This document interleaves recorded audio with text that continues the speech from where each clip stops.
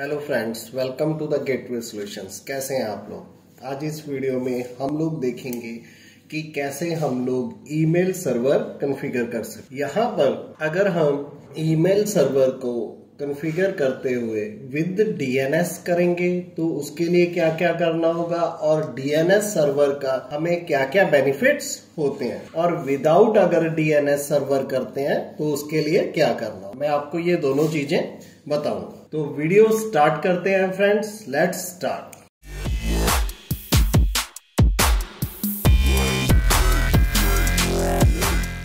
सबसे पहले फ्रेंड्स हम लोग एक स्विच ऐड कर लेते हैं। ओके, उसके बाद आप यहाँ पर एंड डिवाइसेस ऐड कर लीजिए। टेस्टिंग पर्पस के लिए हमने 2 कंप्यूटर ऐड कर, अब एक हम सर्वर ऐड कर लेते हैं। फिर उन्हें आपस में हम लोग कनेक्ट कर लेते हैं।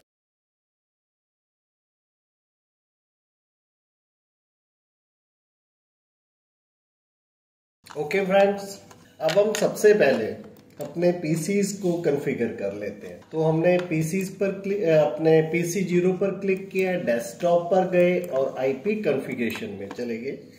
यहाँ पर हमने इसे आईपी एड्रेस दिया 1.3। ओके, इसे कॉपी कर लेता हूं मैं।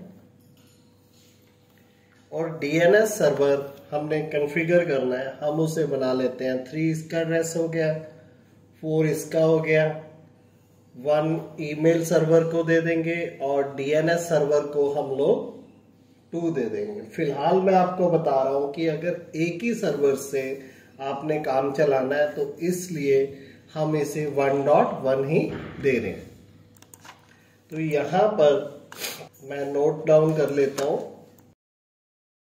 तो इसका आईपी एड्रेस हो गया 1.3 और ये जो हमारी मशीन है इसका हम आईपी दे देंगे 1.4 और जो ये हमारा सर्वर है इसका 1.1 और 1.2। यहां पर हमने अगर हम फर्स्ट पीसी 0 की कॉन्फ़िगरेशंस को देखें तो हमने 1.1 दिया डीएनएस सर्वर को। इसे यहां पर नोट डाउन कर लेते हैं। तो 1.1 हमारा डीएनएस है और 1.2 हमारा ईमेल सर्वर है। ओके, अब हम चलते हैं सेकंड कंप्यूटर पर।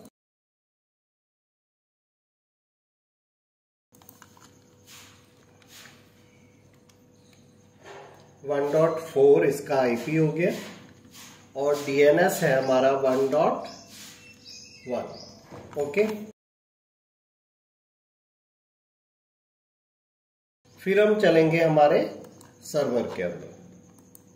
तो सर्वर के अंदर सेम हम लोग आईपी कॉन्फ़िगरेशन में जाएंगे। तो ईमेल सर्वर का जो आईपी रहेगा वो आपका 1.2 होगा और डीएनएस सर्वर जो होगा, जब आप एक ही कंप्यूटर से दोनों सर्विसेज ले रहे हो तब हम सेम जो इसका आईपी है वही हम डीएनएस सर्वर का आईपी भी रखेंगे। ये आपने ध्यान रखना। ओके, पहले मैं आपको विदाउट डीएनएस सर्वर एक्स्ट्रा लगाए बता देता हूं। तो उसके लिए हम लोग इनके आईपीस को भी चेंज कर देते हैं। तो ईमेल सर्वर को ही हम लोग डीएनएस सर्वर देंगे क्योंकि हम ईमेल सर्वर और डीएनएस सर्वर दोनों सर्विसेज एक ही सर्वर से यूज करेंगे। ठीक, अब हम चलेंगे सर्विसेज में। सर्विसेज में हम लोग पहले डीएनएस सर्विस को ऑन कर लेंगे और यहाँ पर आप लोग जो आपका डोमेन नेम है उसे टाइप कर लोगे। फॉर एग्जाम्पल मैंने mail.com यूज किए, ऑन कर रखी है हमने सर्विस, mail.com दे दिया हमने। उसके बाद इसका एड्रेस हमारा जो ईमेल सर्वर का एड्रेस है वो दे देंगे और इसे ऐड कर देंगे। ठीक है, तो हमारी ये दोनों सर्विसेज ऑन हो चुकी हैं। हमारा डीएनएस सर्वर हो चुका है। अब हम ईमेल सर्विस में, तो ये आपकी एसएमटीपी सर्विस ऑन होनी चाहिए, पीओपी सर्विस। अब हम यहाँ पर जो आपने डोमेन नेम जिसे रिजॉल्व करवाना है वो नाम दे दीजिए। और यहाँ पर हम पीसी का नाम दे देंगे, अकाउंट्स बनाएंगे दोनों मशीनों के। पीसी 0 है जो हमारा ये फर्स्ट पीसी है, इसका जो ईमेल का यूजर आईडी है वो है PC0 और उसका ईमेल लॉगिन पासवर्ड हमने रख दिया 123 और यहाँ प्लस पर क्लिक कर देंगे। फिर हम PC1 पर गए सेकंड मशीन पर और उसका पासवर्ड दिया और उसे भी हमने सेव कर दिया। अब हम इसे क्लोज कर देंगे। अब एक बार हम पहले पिंग करके चेक कर लेते हैं।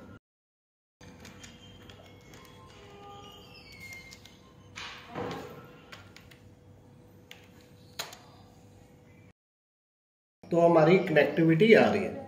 अब हम अगर डोमेन नेम को मेल को हम लोग पिंग करते हैं तो वो भी आपका पिंग हो पा रहा है, क्योंकि हमने यहां पर DNS के अंदर इसे कॉन्फ़िगर किया। अब इसे अगर ऑफ कर दें हम DNS सर्विस को, तो क्या होगा कि जो आपका mail.com है उसे आपका ये कंप्यूटर रिजॉल्व नहीं कर पाएगा, क्योंकि DNS सर्विस ऑफ है। अब हम यहाँ पर मेल को कॉन्फ़िगर करते हैं। तो ये PC0 मशीन है तो इसका नाम क्या है, PC0। उसके बाद इसका ईमेल एड्रेस क्या है, आपने PC का नेम, यूजर नेम स्पेस आपका @ डाल के जो भी आपका डोमेन नेम आपने रखा। जब हमने DNS सर्विस बंद की हुई है फिर तब हम यहाँ पर हमें अपना मशीन का IP ही देना होगा, और जब आपका DNS सर्विस ऑन है तब आप यहाँ पर डोमेन नेम भी दे सकते हो।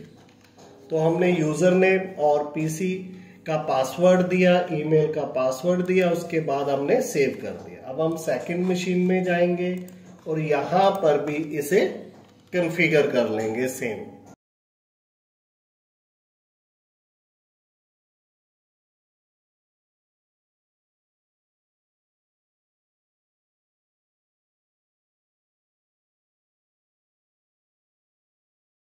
ओके, उसके बाद हमने इसे सेव कर दिया। अब हम मेल यहाँ पर सेंड करके चेक करते हैं। हमने कंपोज किया, उसके बाद हम PC1 मशीन में है तो हमने PC0 को मेल भेजना है तो हमने उसका ईमेल एड्रेस दिया, फिर हमने सब्जेक्ट टाइप किया, उसके बाद हमने यहाँ पर कंटेंट टाइप किया और सेंड पर क्लिक कर दिया। तो हमें ये मैसेज शो हुआ कि मेल जो हमारी सेंड हो चुकी है सक्सेसफुली। अब हम PC0 पर गए, हमने यहाँ पर रिसीव पर क्लिक किया तो आप देख रहे हो कि PC1 से हमें यहाँ पर मेल रिसीव हो चुकी है।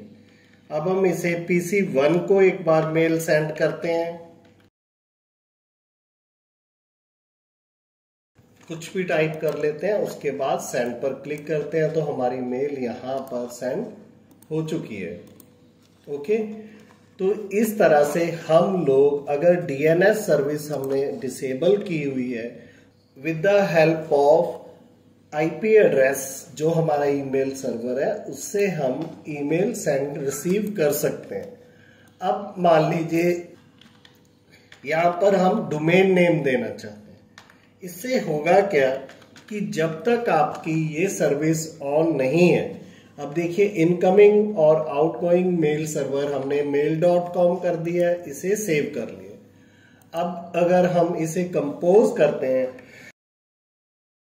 अगर इसे हम दोबारा मेल सेंड करते हैं, देन आपको ये जो रिजॉल्विंग का क्वेरी है ये DNS सर्वर को जाएगी, बट हमारा DNS सर्वर डिसेबल्ड है, हमारा DNS सर्वर काम नहीं कर रहा है, तो इस वजह से ये आपकी मेल है जो वो सेंड नहीं हो पाएगी। अब अगर यहाँ पर आप अपनी सर्विस को ऑन करें और ये हमने एंट्री यहाँ पर ऑलरेडी डाली हुई है और इस मेल को हम अगर कैंसिल करके दोबारा सेंड करते हैं तो आप देखोगे कि आपकी ये मेल सक्सेसफुली सेंड हो जाएगी।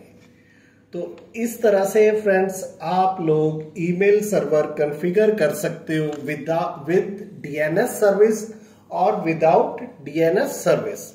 जब हम DNS सर्विस नहीं यूज कर रहे तो आप लोग यहाँ पर जब क्लाइंट्स में मेल कॉन्फ़िगर करोगे तो वहां पर इनकमिंग और आउटगोइंग सर्वर के अंदर आप अपने ईमेल सर्वर का आईपी एड्रेस दोगे और जब आप डीएनएस सर्विस ऑन कर दोगे सर्वर कंप्यूटर के अंदर, देन आप जब ईमेल कॉन्फ़िगर करोगे तो आप इनकमिंग और आउटगोइंग सर्वर के अंदर चाहे आईपी रख लीजिए चाहे डोमेन रख लीजिए, आपकी मेल सक्सेसफुली सेंड और रिसीव होएगा।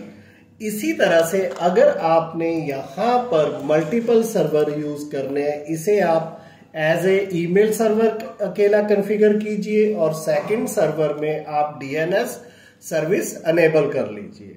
तो ये काम भी आप कर सकते हो, बट अगर एक ही सर्वर में हमने दोनों काम करने हैं तो दोनों सर्विसेज अनेबल कर लीजिए। अगर हमारे प्रोजेक्ट की, हमारे असाइनमेंट की रिक्वायरमेंट ये है कि हमने अलग अलग सर्वर्स क्रिएट करने हैं, देन आप इस सर्वर के अंदर डीएनएस अलग बनाएंगे और इसे आईपी अलग से देंगे और उस आईपी को ईमेल सर्वर के डीएनएस टैब के अंदर और इन दोनों के डीएनएस टैब के अंदर डालोगे और यहां से आपने सर्विस को अनेबल करना है। बस इतना सा आपको चेंजेस करने होंगे।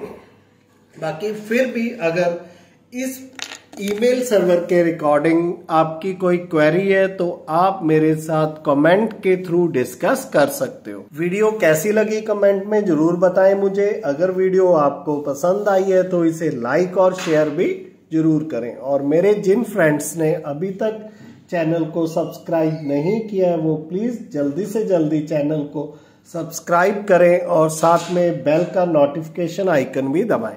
Thanks for watching, bye.